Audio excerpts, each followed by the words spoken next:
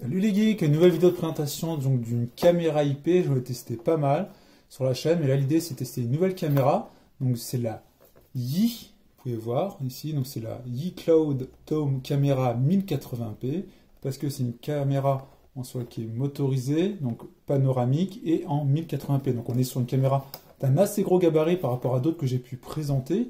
On va faire un tour du packaging et puis tester tout de suite cette caméra. Donc sur le devant, avec une fenêtre, on voit donc notre caméra. Sur le côté ici, on a les specs, donc ils indiquent que c'est du 1080p, donc l'HD, un grand angle de vision avec 108 degrés, two-way audio, c'est pour dire qu'en soi on peut écouter et envoyer du son, un motion tracking, donc une détection de mouvement, une vision nocturne, une détection donc de bruit, donc là ils mettent en avant plus, en soi c'est du bruit d'enfant, donc des pleurs d'enfant, et elle est panoramique, donc à 360 degrés, elle peut tourner. Sur le côté, à l'arrière de la boîte, ils nous remettent en avant les différentes specs qu'on vient de voir ici. Ici, ils mettent la résolution, donc 1920 par 1080. La lentille, donc à 108 degrés. La notion d'audio, la compression qui est en H264. On a donc les informations donc, sur la consommation donc, de 4 watts maximum. La notification en cas d'alerte sur l'application.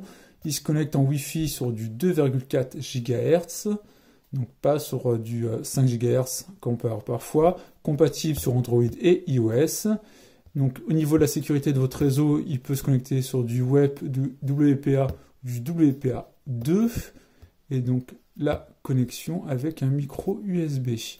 Ici, donc le nom entier du produit, donc on a pu voir devant, le Yi Cloud Dome Camera 1080p. C'est fait par Shanghai, donc la société qui l'a fait c'est Shanghai Xiaoxi Technology. Le modèle exact donc c'est le YYS 1917. Donc voilà en soi pour le produit. Maintenant ce qui nous intéresse c'est donc, de l'ouvrir et de voir en soi la qualité de cette caméra et voir aussi la qualité de l'image. Alors sur le dessus on se retrouve avec une petite notice donc, de notre caméra. On voit ici donc le contenu qu'on doit avoir. On doit avoir notre caméra, le manuel, des vis pour l'accrocher, le câble, un adaptateur secteur, et ici des éléments certainement pour l'accrocher et le coller. Donc là on voit la caméra avec la lentille à l'avant, un indicateur, le micro. À l'arrière, qu'est-ce qu'on va retrouver? On va retrouver le slot micro SD, un bouton de reset, un micro USB, donc le port pour le brancher au secteur, un accès au LAN, donc si on veut le brancher en RJ45, et le micro. Ici, donc on mettra ce qu'on a vu, notre câble micro USB vers la prise secteur fournie. Il faudra télécharger l'application qui s'appelle eHome, et après, donc là on a le QR code, et après ils mettent les éléments pour l'accrocher, pour le mettre tête à l'envers ou autre. Voilà, ça va être plutôt clair, ça a l'air d'être multilingue. Classique. Après, qu'est-ce qu'on retrouve donc? La partie cloud de Yi, c'est si on veut en soi prendre leur solution de cloud, sachant qu'on peut stocker sur la carte microSD. On nous remercie d'avoir acheté, la garantie. Après, dedans, on se retrouve avec une cale plastique, notre caméra, qu'on va regarder juste après. Et au fond, on a petit sachet de vis. Là, on n'a plus rien. Alors, on a notre câble qu'on va ouvrir tout de suite. Donc, USB, micro USB, qui est logoté I. Ici, on a notre chargeur secteur qui est aussi logoté. Et on voit, donc, c'est 5 volts, 1000 mAh, et l'élément plastique, support d'accroche, si on souhaite l'accrocher ici, on met comme ça, hop, on tourne, et on peut l'accrocher. Voilà, après, donc notre caméra, parce qu'en soi, c'est ce qui nous intéresse quand même le plus. Alors, on a un élément ici, donc notre dôme ici circulaire, qui est motorisé donc sur un moteur. Là, je ne vais pas le faire tourner pour ne pas forcer sur le moteur. Là, on doit avoir les LED infrarouges, etc. qui sont dedans mais qu'on ne voit pas. Le logo Ici, donc c'était marqué que c'était le haut-parleur. Ici, on va avoir une LED et le micro. Là, on se retrouve donc à l'arrière, ce qu'on a vu, le slot micro SD, notre entrée micro USB pour le brancher, RJ45 si on souhaite, un bouton reset pour réinitialiser. Ici, donc, les informations légales. Bon, maintenant, ce qu'il nous reste à faire en soi, c'est la brancher, télécharger l'application. Donc, je vais la télécharger, l'application eHome, et puis on va voir tout de suite ce que ça donne. Petite chose avant donc de tester, c'est faire un petit tour quand même rapide sur Amazon pour voir un peu ce qui peut être mis par la marque. Donc là, je vais vous montrer quelques visuels mis rapidement par la marque avec les différentes specs. Là, on le voit, l'application, on peut donc diriger comme on souhaite la caméra, ça on le vérifiera juste après. Là, la notion de two-way audio, donc quand c'est en soi, on entend du bruit, on peut parler à son animal de compagnie aussi pour lui donner l'impression qu'on est là. Ici, la détection donc de cris d'enfants. Là, la vision nocturne qu'ils mettent en avant qui est meilleure que celle d'autres. Enfin, ils le font un peu tous, hein. Le produit dans tous les sens. L'application, à nouveau, ça on le verra après. Sinon, au niveau du prix, donc on est sur un prix donc, de 50 €.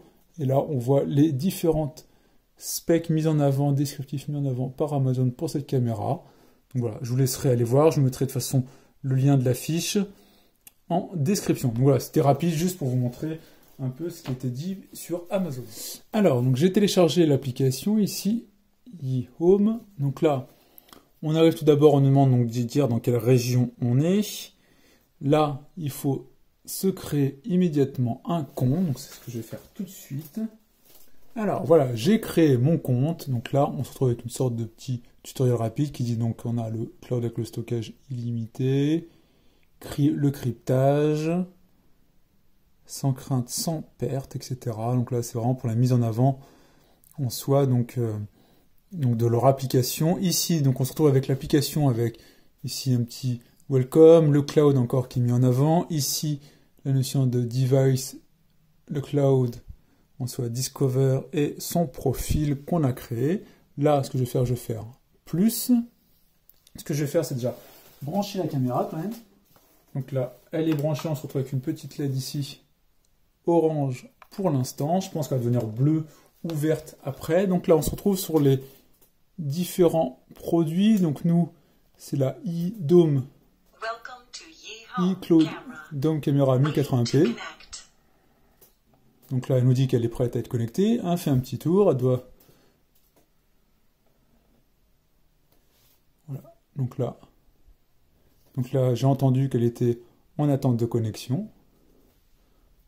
Là, on me demande mon Wi-Fi. Voilà, donc là, il faut montrer à la caméra, comme souvent.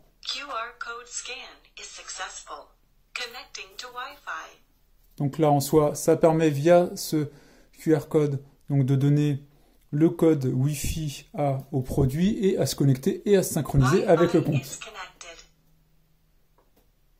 Donc là, elle a dit qu'elle était connectée. D'ailleurs, la LED, maintenant, elle est bleue.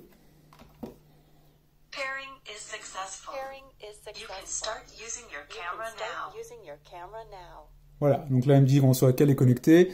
La tablette, donc ici, donc sur mon compte, a dit que c'était appairé au même titre que la caméra derrière. Donc a priori, les deux sont bons. Moi, je vais le mettre dans le salon. On choisit. On peut partager avec sa famille. On sauvegarde.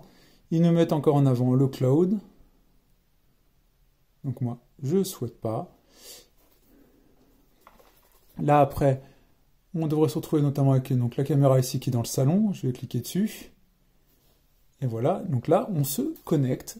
Là, on se retrouve avec l'interface qu'on avait vue tout à l'heure. Donc là, on voit qu'il y a une mise à jour d'ailleurs du logiciel. Bon, on va le mettre à jour. Mise à jour de sécurité. Donc je fais... Voilà. Donc il y a le téléchargement du firmware, donc une mise à jour. Je vais mettre à jour le firmware. Et puis en soi, on va se retrouver tout de suite. Alors, donc j'ai fait la mise à jour. Donc maintenant, j'ai la dernière version du firmware. Donc là, on se retrouve face à l'interface. Donc on a d'abord un pad ici qui permet donc de diriger la caméra. Vous pouvez voir en haut. Elle fait un petit peu de bruit au niveau du moteur hein, quand ça tourne. Surtout les rotations vers la hauteur en fait.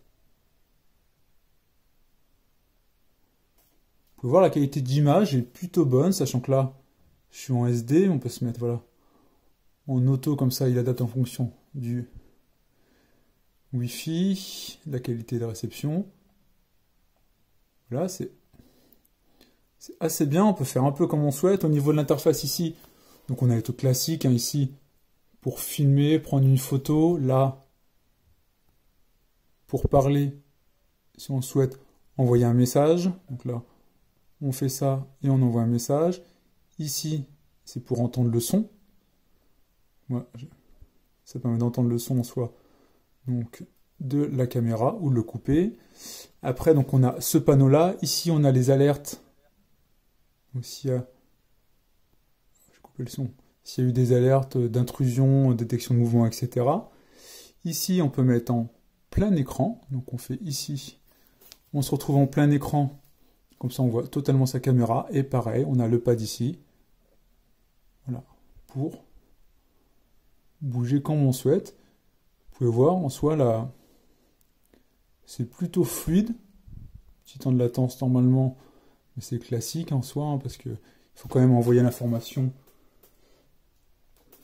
à la caméra.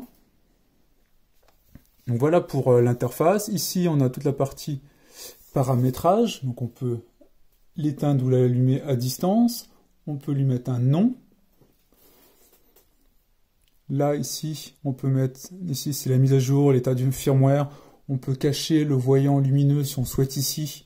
Donc le voyant qui est devant, parce que c'est bien le métavoyant, mais effectivement, si ça permet à une personne qui fait une intrusion de voir directement qu'il y a une caméra, voilà, ça permet de le cacher. On peut activer et désactiver le microphone, la vision nocturne, là, le suivi donc, du mouvement. Donc ça, c'est ça la détection donc, de mouvement qu'on peut mettre en place. Là, on peut définir donc son fuseau horaire. Ici, le mode d'appel, interphone, main libre, etc. Là, ça explique comment on peut utiliser les différents modes. La version du firmware. Donc, moi, elle est à jour, parce que, évidemment, je viens juste donc, de la mettre.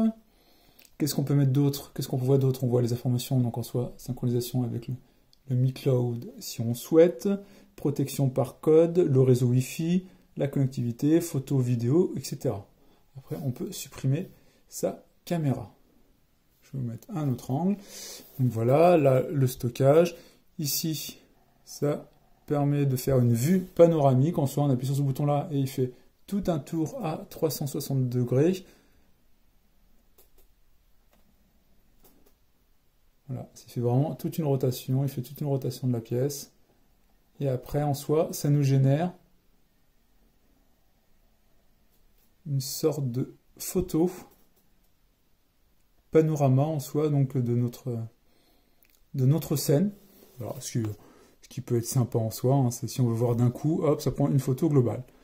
Donc voilà en soi pour ce produit-là, cette caméra de la marque Yi, donc qui est une caméra, moi je trouve super sympa parce que motorisée. Alors, j'avais une caméra motorisée que j'ai présentée sur la chaîne il y a quelques temps, mais alors, qui a rendu l'âme au niveau de la motorisation.